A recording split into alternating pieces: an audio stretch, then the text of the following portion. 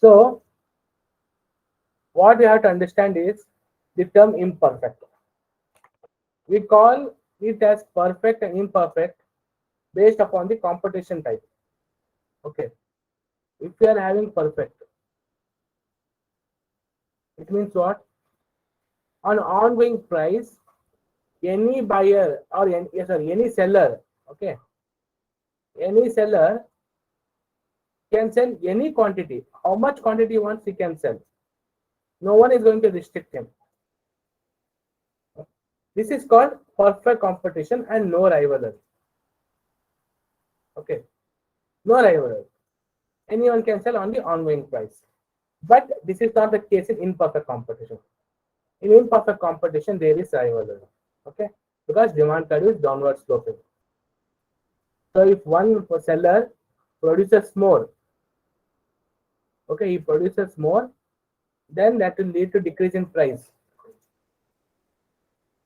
Decrease in price means decrease in profit, which will affect other sellers. That is why they try to increase the market share by maybe decreasing the cost or advertisements, branding, or selling it in different marketing channels. Okay, all those things.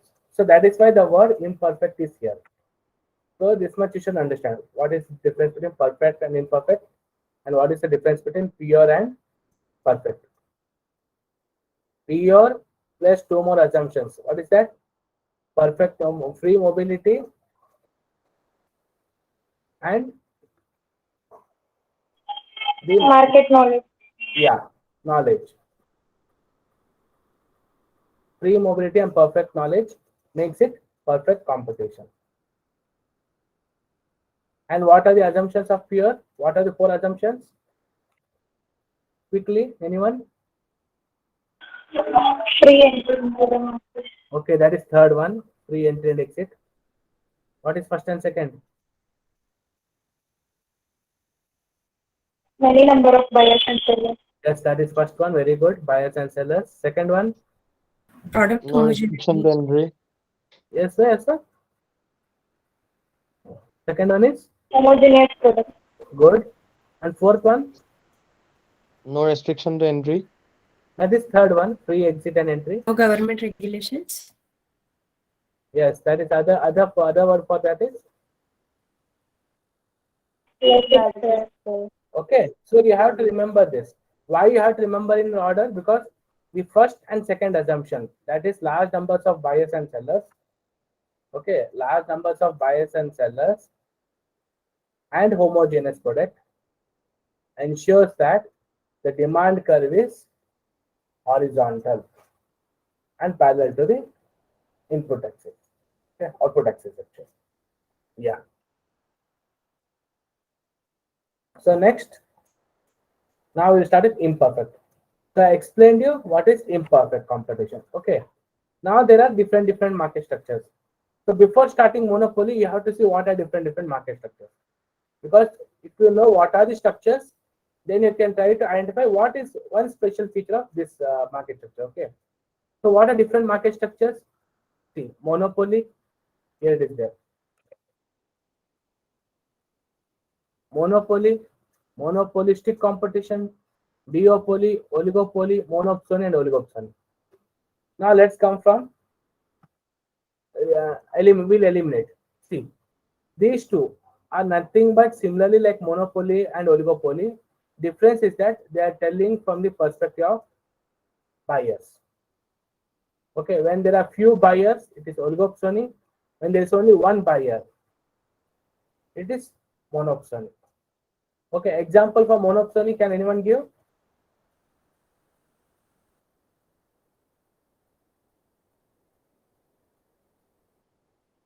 Example for monopsony.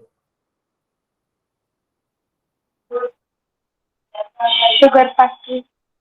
No, that is Cotton. oligopsony. Cotton. Sugar factory is oligopsony. I'm asking for monopsony.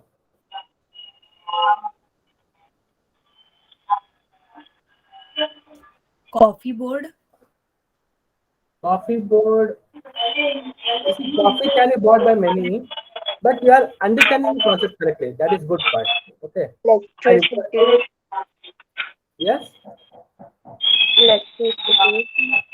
Actually, someone I think I have to mute. The disturbance is coming. Who is that?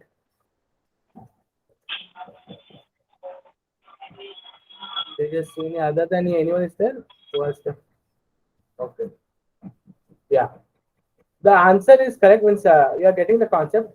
That is, you have to see when government is the only buyer, that times it becomes monopsony. So if someone wants to send nuclear energy or nuclear weapons, can anyone buy it? No, only government can buy it. So when Russia sells it, when another is France, or you can say Israel, when they sell it, only government buys it. It's not okay, you can buy or I can go and buy. Okay, that is monopsony. So now after once culling these two out, we have done these two. Now we have these things. Okay. Now next come for this one. Perfect market competition and monopolistic competition are almost the same, except for the fact. Can anyone tell?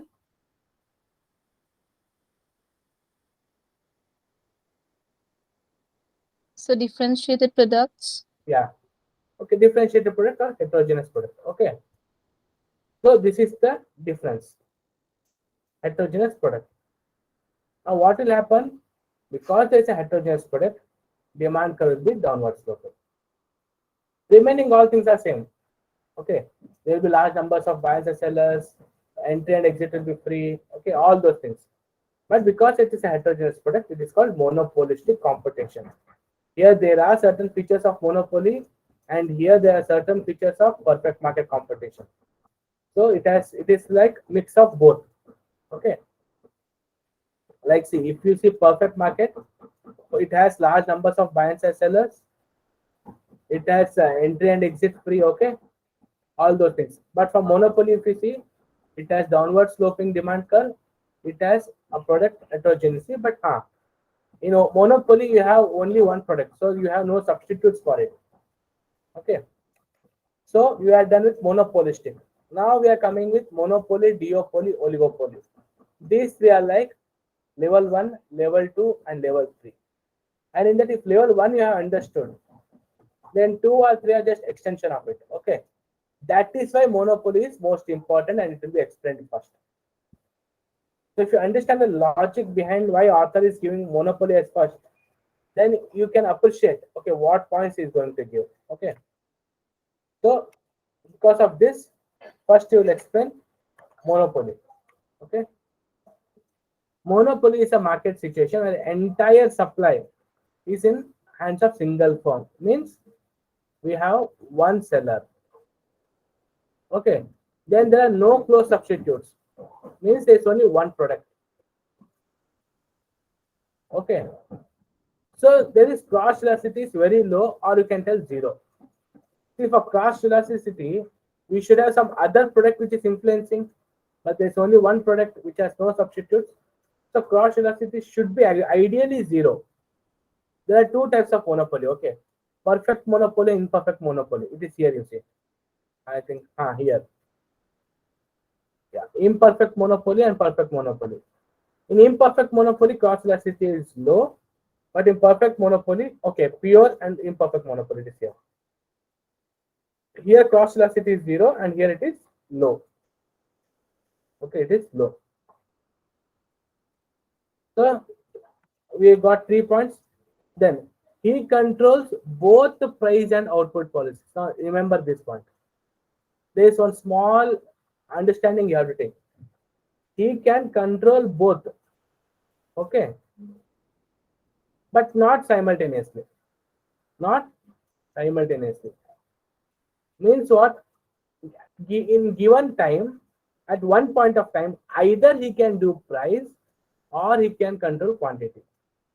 He can control either or. Understood? He can do both, but not at one point of time. If he wants to see like this, if he wants to decrease price, then he should increase the quantity. If you want to increase the quantity, then he has to decrease the price. Okay. You cannot do it both together. Understand? This point is important. Okay. It is given here. He cannot adopt both simultaneously. Okay. So this all I explained. Now remaining is these things.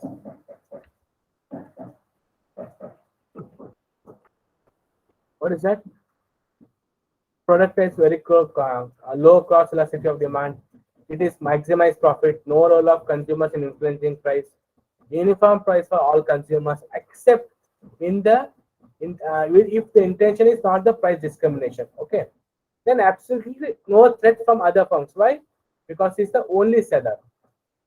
Okay, then you have marginal revenue curve, average revenue curve, and all. So this is the demand curve. So MCQ is, which of the following is a demand curve for the monopoly? Okay. So AR curve is a demand curve. MR curve is sloping with the slope twice of this. Means if it is sloping here, it's a twice slope. It will be sloping. That is MR curve. We need not to have its derivation, but only thing you have to remember is that in monopoly, okay, I'll write it, you make it sure now only, okay. In monopoly, demand curve is average revenue curve, which is downward sloping. And supply curve is, can anyone tell? In monopoly, supply curve is? Okay. In supply curve is not there. No, there is no definite supply curve. No definite supply curve. This is peculiar to which structure? Monopoly. Understand? Demand is equal to average revenue curve. Supply curve is not definite, because at one price he can sell two different quantities, or he can sell at one quantity in same unit of quantity, he can sell at two different price. Its derivation and all is not required for JRF level. Okay, but to understand that, because he can do the things, there is no definite supply curve in case of monopoly. Okay, that is the important feature. Cross elasticity of demand is 0. Okay, he can control both of them, but not simultaneously. Both of them is both price and quantity, and it has no different supply curve. These are the important things. Okay, and usually he's trying to have excess profit. Price discrimination can be followed only in case of monopoly. That is why price discrimination is given below the monopoly. Okay. So what is price discrimination? Price discrimination is just of selling the same commodity at different prices to the different consumers of the same group. Means there is one big consumer group. You are selling the same commodity at different prices. Why? What is the intention? Intention is to take out the consumer surplus. Okay.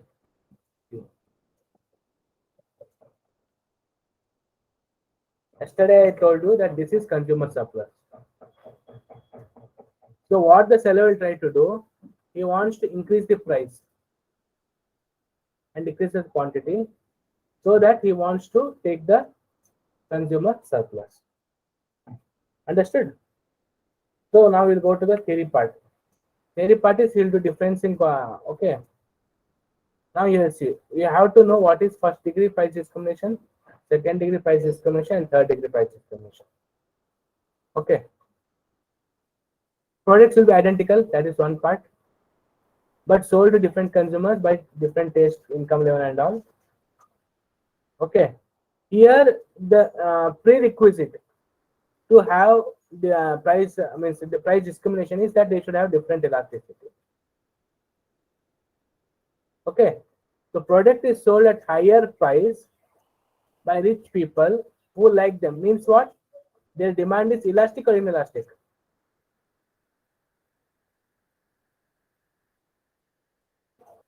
When demand is inelastic, he will try to sell at higher price. Why? Because even if you increase the price, the decrease in quantity will not be so much. Then only will do. If demand is elastic, why will you increase the price? If you increase the price, you will lose the consumers. So that will lead to loss. So we increase the price for those commodities where demand is inelastic. This is one more point. Okay. So this is definition is there. Definition you can see already I have told you. Now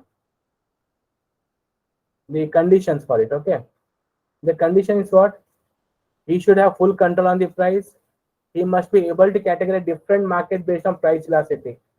This is important. Price elasticity of demand, because I told you that is the like main bread for him if you want to make sandwich.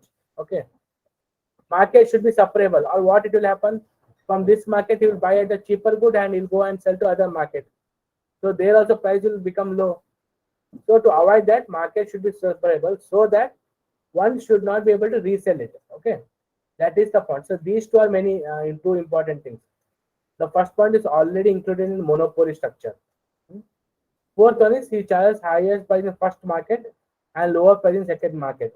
It means that in first market, price elasticity of demand is more or less. More. Elasticity is more or less if he is charging higher price in first market. Less. Yeah, it should be less. See, I know this is little tricky concept, so I'm explaining you once again. Okay, understand the point. If elasticity is more, if elasticity is more, it means what? Responsiveness is high.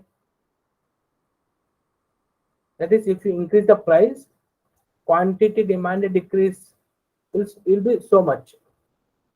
This will lead to loss. Then why will he do?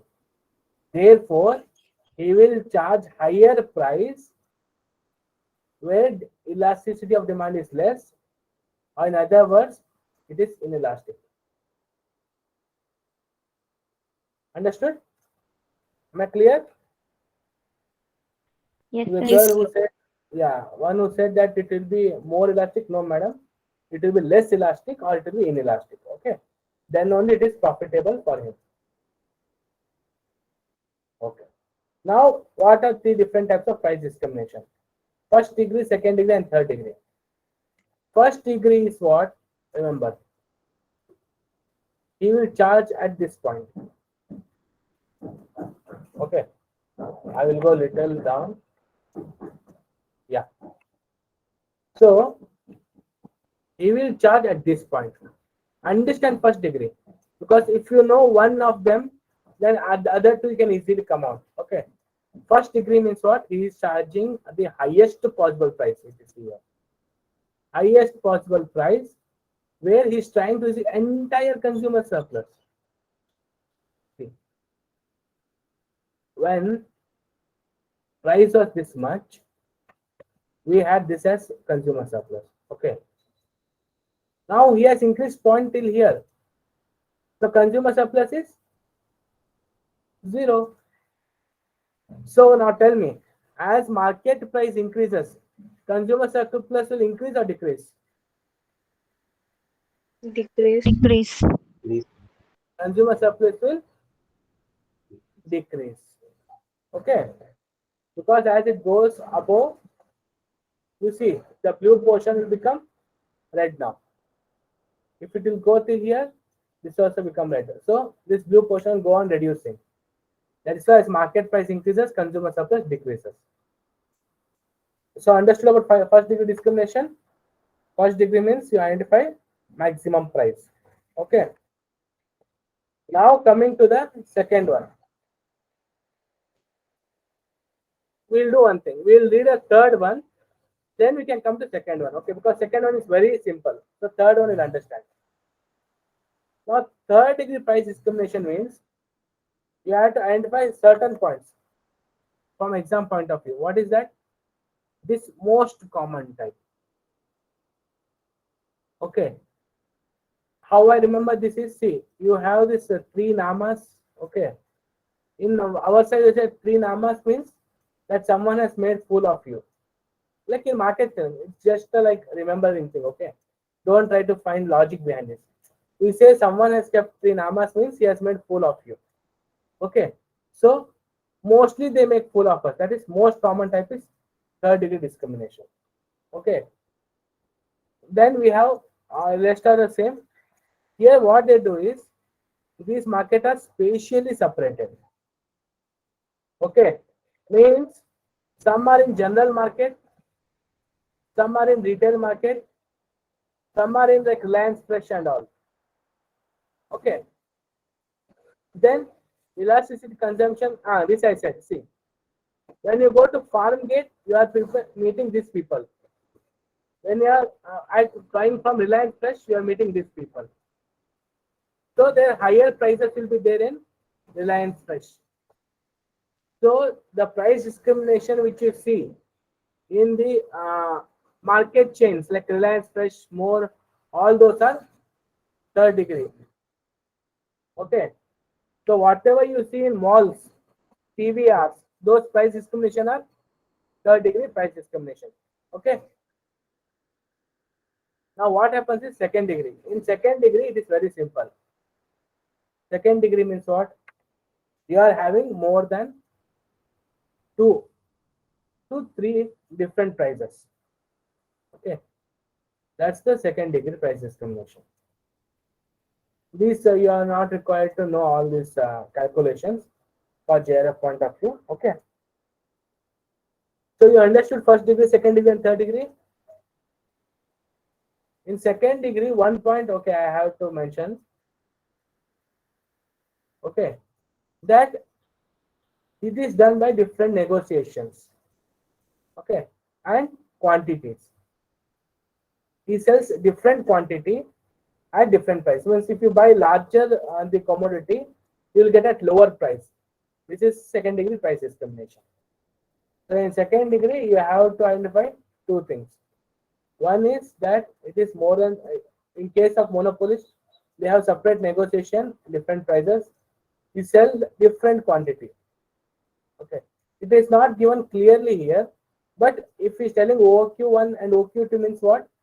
They are selling different quantity. So different discrimination based on different quantity, or when you charge higher price for lower quantity, then that type of discrimination is second degree discrimination. Okay. And when you buy at malls, when you buy at different places, the discrimination which is done there, which is most common type, that is third degree discrimination. Okay, understood? Yeah. So with this, we are see these equilibrium and all, this is not so important. Monopolistic, I told you, is similar like perfect market competition. Only thing is you will have heterogeneous product, and that's why you'll be having downward sloping demand curve. Okay. This it's not so important. Just remember that marginal cost will be equal to marginal revenue, and marginal cost will intersect marginal revenue from the downside. That is, the slope of marginal cost is more than the slope of marginal revenue. Okay. And in long run, if you want to have, you can see like since I'll write you one equation. Okay, that is in long run you will be having long run average cost curve, long run marginal cost curve, short run average cost curve, and short run marginal cost curve. All these are tangent to marginal revenue curve. Okay. So if you take out the graph, if this is marginal revenue, long run marginal cost curve, and long run this is long run average cost curve, this is long run marginal cost curve, this is short run average cost curve, and short run marginal cost curve. Okay, all this will be at this one point. This is your long run equilibrium. It is not so important. For JRF, what is important is to understand what are the different market structures and how they were different from each other. Okay. Duopoly means two sellers are there. That is the difference between monopoly and duopoly. Oligopoly means there are more than two sellers, okay, like three and more. And important thing is there are two types of oligopoly: pure oligopoly or heterogeneous oligopoly. Pure oligopoly means they are having homogeneous product, and heterogeneous oligopoly means they are having heterogeneous product. That is the difference. Okay, and there will be so much of interdependence. So 2 points you have to be very thorough as a characteristic feature of oligopoly. That is interdependence and indeterminate demand curve. This is very, very, very important. Whenever you see a term called, I'll write a term here. Whenever you see a term called kink demand curve, that is referring to nothing but oligopoly. Kink demand curve is also indeterminate demand curve. So whenever you see the terms like indeterminate demand curve or kink demand curve, they are referring to something called oligopoly. Understood? This is the only question they may ask most probably from oligopoly, or they may ask the difference between pure oligopoly and imperfect oligopoly or heterogeneous oligopoly. It is difference based upon the product. Okay, understood here? The kink demand curve they have mentioned. Okay, kink demand curve and price rigidity. Yes, remember this both. Okay, price rigidity and kink demand curve are characteristic features of oligopoly. Fine. Mono-option is single buyer and oligo-option is few buyers. Okay. So till here, any problem?